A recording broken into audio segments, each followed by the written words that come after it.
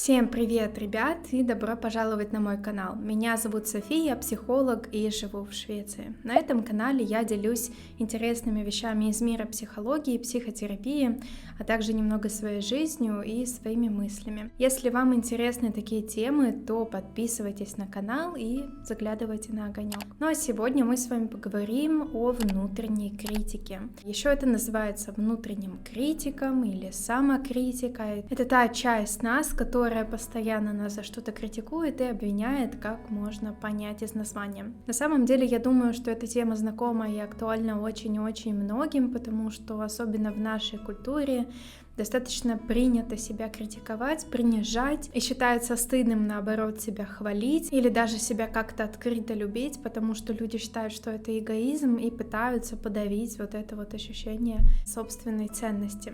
Ну и начнем с того, что такое внутренний критик. Как я сказала, это часть личности, часть психики, которая есть у всех на самом деле. Но у некоторых людей она очень гипертрофирована, то есть это достаточно большая часть, которая не уравновешена, например, какими-то другими частями. И эту часть человек ощущает большее количество времени в своем внутреннем мире. Это может проявляться в ощущении постоянного стыда, своей никчемности. Или наоборот, человек постоянно думает какие-то мысли и злится на себя. Ты никчемность, ты что-то не так сделал, ты вот здесь не дотягиваешь, посмотри на себя в зеркало, до чего ты себя довел, или сравнивает себя с другими людьми, да, говоря себе такие вещи, как посмотри на нее, почему ты не можешь быть такой, как она, хорошей, нормальной, почему ты не можешь добиваться тех же вещей, что и остальные, да, себя как-то обесценивая, сравнивая с другими людьми. В чем же еще может проявляться самокритика, да, какие-то неочевидные вещи? Ну, естественно, это самокопание, самообесценивание, постоянная рефлексия, да, которая вроде бы как считается хорошей вещью,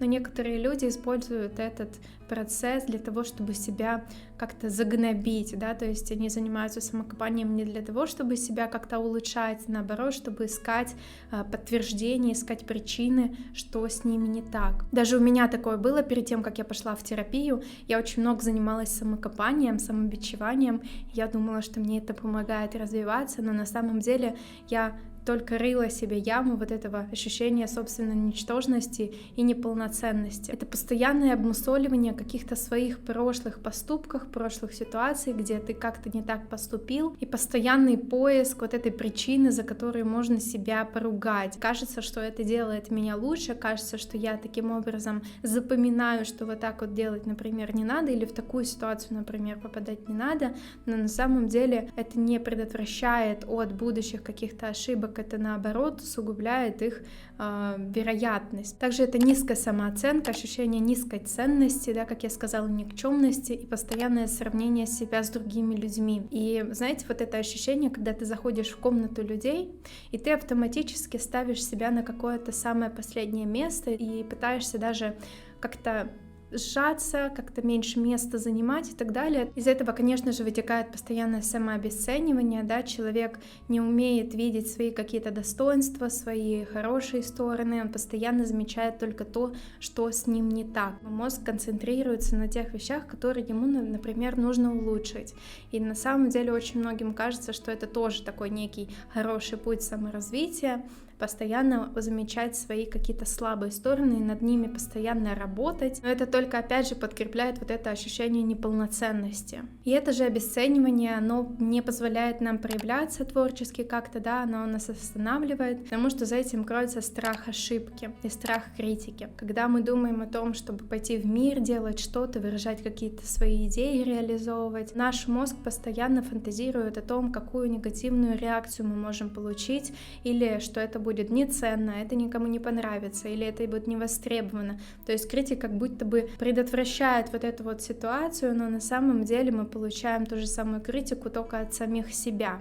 Ну и, конечно же, перфекционизм, который славится своей критикой по отношению к себе, это постоянные завышенные стандарты. Из-за этого человеку тоже может очень трудно проявляться и свободно жить, свободно творить, потому что постоянно есть какая-то планка, какая-то иллюзорная, совершенно непонятная, потому что она все выше и выше и выше с каждым разом становится, и это такой замкнутый круг недостижимых вот этих вот успехов, недостижимого идеала. И, конечно же, никто не может постоянно жить в таком напряжении и, как обратная, да, сторона, сторона перфекционизма. Человек может вообще ничего не делать, потому что он знает, что я все равно не достигну этой планки, я все равно не смогу добиться успеха, я все равно не получу какую-то хорошую обратную связь от себя же, поэтому я даже начинать не буду. Уже немножко поговорили о том, какие чувства свойственны и мысли, да, вот этому состоянию повышенной внутренней критики, но я хочу еще раз повторить, да, самое главное — это ощущение стыда, то есть ощущение собственной никчемности,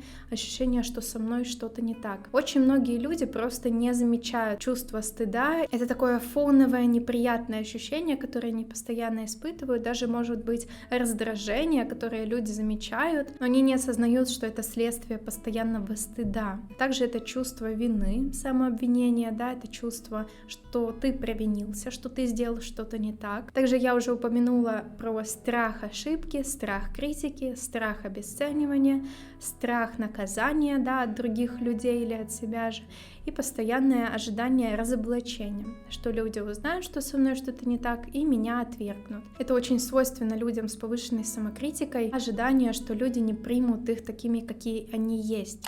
Итак, откуда же берется внутренний критик? Я сейчас вам Америку не открою, сказав, что он, конечно же, появляется в самом раннем детстве. И самая банальная история, когда мы растем с родителем, который нас постоянно критикует. С требовательным, строгим взрослым, который ставит нам какие-то планки, хвалит нас только за достижения, ругает за какие-то ошибки или промахи и постоянно создает вот это вот ощущение напряжения и какой-то необходимости добиваться вот этих вот слов похвалы. Но зачастую может и не быть такого родителя в семье, да, но, допустим, это семья с несколькими детьми, и тогда у нас появляется конкуренция. Родители не могут относиться ко всем детям одинаково, и дети ощущают постоянную потребность, да, быть чуть-чуть лучше, чем мой брат или моя сестра, и внутренний критик тогда выступает как такая помогающая структура, которая помогает чуть-чуть большего вот этого внимания от родителей получить на фоне того, что у тебя больше каких-то достижений, или ты лучше себя ведешь, или ты лучше стараешься и так далее. Но даже если у вас самые чуткие, самые понимающие родители, но у них внутри есть повышенный уровень самокритики, то, к сожалению, вы можете просто скопировать вот эту вот модель самоотношения от них. Да, то есть они постоянно озабочены не тем, как вы что-то достигаете, а тем, как они что-то достигают в жизни. Могут какие-то слова, да, по отношению к себе высказывать негативные, критикующие, или еще как-то, да, друг к другу относиться. То есть это направлено не напрямую на вас, но у них внутри есть вот этот сильный внутренний критик, и тогда как будто бы по наследству эта же модель самоотношения передается и вам. Ну и перейдем к самой интересной части, как с этим работать, как приглушить голос внутреннего критика для того, чтобы начать проявляться, начать жить ту жизнь, которую вы хотите, начать свободно себя чувствовать, быть счастливыми и так далее. Есть способы, есть техники, которые помогают нам работать с внутренним критиком. Это не какая-то данность, которая с вами навсегда. Вы можете это изменить. Конечно же, вы не можете полностью стереть внутреннего критика, потому что каждая часть нашей психики возникла не на пустом месте. И вот это первый шаг, который нам нужно осознать, да, что у нас есть вот эта часть, которая отдельная от нас. Очень много людей не понимают, да, как это разделить себя на части, как это себя разрезать и поделить, да, на несколько кусочков. Но на самом деле, если вы понаблюдаете за собой, например, следующую неделю, что у вас есть внутри не однородная структура, что когда-то вы вот такой, и вам свойственны вот такие ощущения, вот такие мысли, когда-то вы другой, вам свойственны другие ощущения и другие мысли, и когда-то каким-то своим поведением вы провоцируете вот этот негативный поток критики, и позамечайте, как этот поток вообще, из чего он состоит, из каких мыслей, когда он рождается, когда он у вас появляется, какими действиями вы можете его, например, провоцировать, да, я не говорю вызывать, потому что на самом деле ваши действия, по сути, не так влияют на критику, как просто ее существование внутри. Также вот эта критика, вот эта структура, она может быть направлена как на себя, так и на других. Поэтому тоже понаблюдайте, как и за что вы критикуете других людей, что провоцирует вот это вот возникновение этой части во внешнем мире. То есть просто представьте, что следующую неделю или 2 недели вы будете таким ученым-наблюдателем, который будет наблюдать пристально за проявлениями вот этого существа и очень четко их записывать. То есть создайте себе список, заметку и просто записывайте туда свои наблюдения и ситуации, которые, да, триггерят возникновение внутреннего критика. То есть нам нужно его поймать и его немножко так сфокусировать, потому что часто критика размыта, а нам нужно ее наоборот четко обозначить, для того, чтобы немного отделиться от этой части, потому что часто мы сливаемся с этой частью, и мы не разделяем, где мы, где она, и постоянно ощущаем вот этот вот комок непонятных чувств. То есть нам надо разделить вот эти внутренние процессы для того, чтобы уже потом с ними как-то работать. Следующий способ, скорее для каких-то творческих людей, но я посоветую его сделать вообще всем, это взять листок бумаги и нарисовать вашего внутреннего критика. Представить, если бы он был живым существом, как бы он выглядел, как бы он говорил, какой бы у него был голос, какой бы у него был взгляд, и попытаться нарисовать. Если вы не очень любите рисовать, то попытаться найти картинку, которая будет обозначать вашего внутреннего критика. Можно просто ввести внутренний критик в гугле и посмотреть, какие картинки откликаются, на это словосочетание, и выбрать какой-то персонаж, какой-то образ, который подходит лично вам. И в следующий раз, когда ваш критик внутренний активизируется, представлять этот образ и говорить ему: «О, привет, критик». Это тоже помогает нам отделяться от этого критика, обозначать его в моменте и создает пространство между нами. И тогда у нас есть возможность с ним как-то начать взаимодействовать. Для начала мы должны научиться говорить ему просто «стоп». Когда какие-то мысли критикующие возникают, просто говорить «стоп, критик».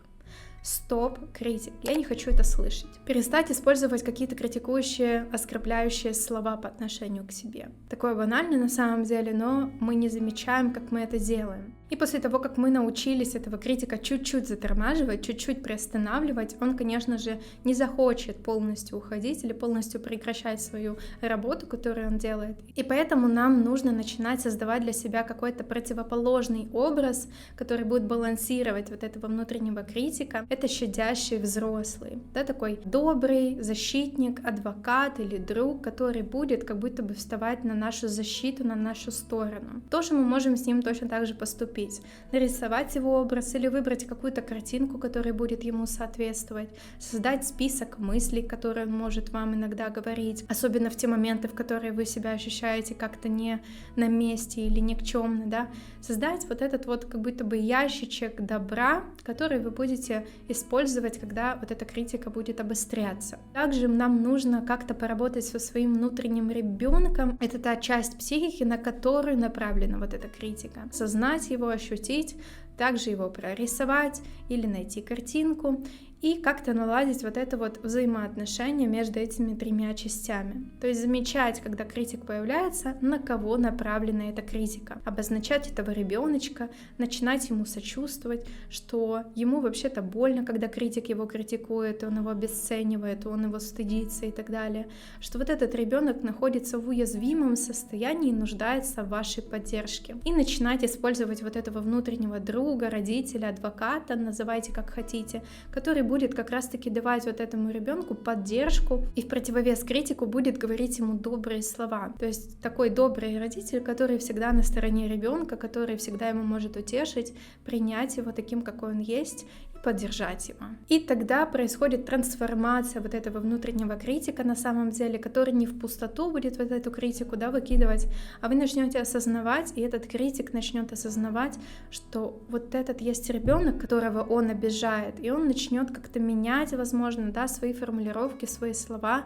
Вы начнете замечать мотивацию, которую критик имеет для того, чтобы критиковать. Возможно, где-то там внутри глубоко он хочет позаботиться об этом ребенке, возможно, уберечь его от критики других людей. И, возможно, тоже, когда наши родители нас критиковали или обесценивали, они тоже не хотели нам, возможно, какого-то зла. Возможно, они хотели нас подготовить или где-то простимулировать, где-то замотивировать, чтобы мы становились лучше, чтобы нам было проще жить. И такая же мотивация может быть у внутреннего критика. И вот эти вот тонкие процессы, которые не лежат на поверхности, важно научиться замечать и отслеживать, и откликаться на ощущение вот этого внутреннего ребенка, что будет восполнять нам недостачу вот этой поддержки и формировать более-менее стабильное состояние самопринятия и мира с собой. Ну что, спасибо за просмотр, я надеюсь, это видео было для вас полезно. Если это так, то ставьте лайки и пишите в комментариях, как вы справляетесь с вашим внутренним критиком или не справляетесь. Возможно, вы взяли для себя какую-то полезную идею или технику и, возможно, ее попробуете. И, конечно же, подписывайтесь на мой канал, так я буду знать, что вам тема эта интересна, и буду продолжать снимать больше такого полезного контента. Ну а я желаю вам себя любить, принимать и побольше себя хвалить. Пока-пока!